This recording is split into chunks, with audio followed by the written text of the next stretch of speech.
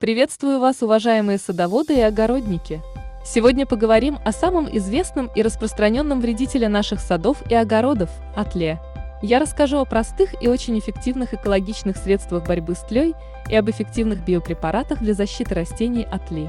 Ведь если не бороться с ней, то можно лишиться урожая. Тля – это насекомое, которое портит жизнь культурным растениям. Известно около 5000 видов тлей. Тля представляет угрозу для растений. Тля питается растительными соками и приводит к замедлению роста или гибели растений. Колонии тли могут полностью погубить молодые саженцы. Кроме этого, многие виды тлей способны распространять вирусы растений и вызывать у растения аномалии. Сладкие выделения тли угнетают растения, так как загрязняют поверхность листочков и побегов, к которым прилипают пыль, грязь и поселяется грибок. Также тля привлекает других вредителей, а также и муравьев, от которых также часто страдают садоводы, потому что муравьи тоже питаются соками растений и нектарами. Интересный факт. Муравьи оберегают колонии тли от их врагов, ведь они их доят. Они питаются их сладкими выделениями жизнедеятельности, так как это источник углеводов и составляет до 60% их рациона. Муравьи в своих челюстях перемещают тлю на лучшие и более сочные растения, а на зиму муравьи даже забирают тлю в свои муравейники, где заботятся о ней. Но этот чудесный симбиоз является настоящим бедствием для садоводов-огородников. Тля невероятно плодовита. Если с тлей не бороться, за сезон она может дать несколько десятков поколений себе подобных и, перемещаясь с одного растения на другое, нанести серьезный урон даже некогда образцовому дачному участку. Какая бывает тля? И где любит обитать тля в наших садах и огородах?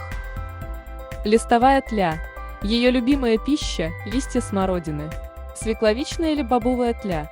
Поражает свеклу и картофель, мак, жасмин, калину, подсолнечник, бобовые растения.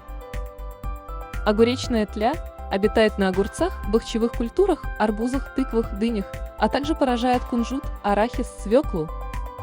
Картофельная тля наносит вред картофелю, свекле, капусте, томатам, а также и комнатным растениям. Капустная тля – среда обитания, посевы редьки, капусты и редиса. Морковная тля наносит серьезный урон посевам моркови и растениям семейства зонтичных. Ухудшает питание корнеплода и снижает урожайность. Розанная тля селится на розах, шиповнике, землянике, яблонях и грушах, что приводит к скручиванию листьев у растений, и культура теряет иммунитет. Персиковая тля – среда обитания на персиках, алыче, табаке, капусте, картофеле, редисе, укропе, огурцах, петрушке, салате, оранжерейных культурах. Мохнатая тля обитает на комнатных растениях и в оранжереях. На цитрусовых и винограде растения покрываются мучнистым налетом, бутоны засыхают и отпадают. Сегодня я поделюсь с вами эффективными экологичными рецептами растворов для борьбы с тлей. Важно, чтобы средства были безвредны не только для нашего здоровья, но и для окружающей среды. Тля остро реагирует на сильно пахнущие вещества. Готовим растворы. Способ защиты на основе горчичного порошка. Потребуется вода и обычный натуральный горчичный порошок, который продается в отделе пряностей в продуктовом магазине. Готовим концентрат. Вода 1 литр, горчичный порошок 100 граммов. Чтобы усилить экстракцию полезных веществ из горчицы, можно добавить немного золы. Залить теплой водой и перемешать. Настоять при комнатной температуре в течение 4-5 дней, чтобы прошел процесс экстракции веществ из горчицы.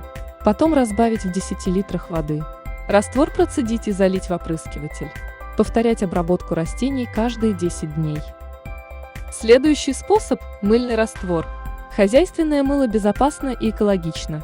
Мыло способствует прилипанию насекомого к растению, и тля не может двигаться и погибает. На 1 литр теплой воды добавить 150 грамм стружки 75% хозяйственного мыла. Данный концентрат разбавить 8 литрами холодной воды.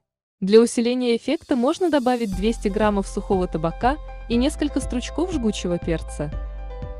Мыльно-содовый раствор. Возьмите 1 столовую ложку соды с горкой и четверть куска хозяйственного мыла в виде стружки. Перемешайте, залейте 1 литром кипятка. Полученный концентрат разбавьте ведром холодной воды. Раствор для опрыскивания готов. Зольно-мыльный состав. Просейте древесную золу через сито. Засыпьте 300 граммов золы в ведро, залейте 10 литрами воды, доведите до кипения и проварите еще около 30 минут. Остудите, чтобы жидкость была теплой, и растворите в ней 40 граммов хозяйственного мыла. Настой древесной золы. На 10 литров воды 2 стакана золы. Размешать и дать настояться в течение 12 часов, после чего опрыскать растения. Сосновый настой. 1 килограмм хвои сосны залить 5 литрами кипятка. Настоять 7 суток, каждый день перемешивая.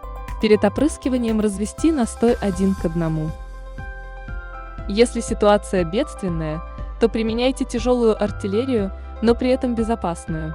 Например, препараты биологического происхождения.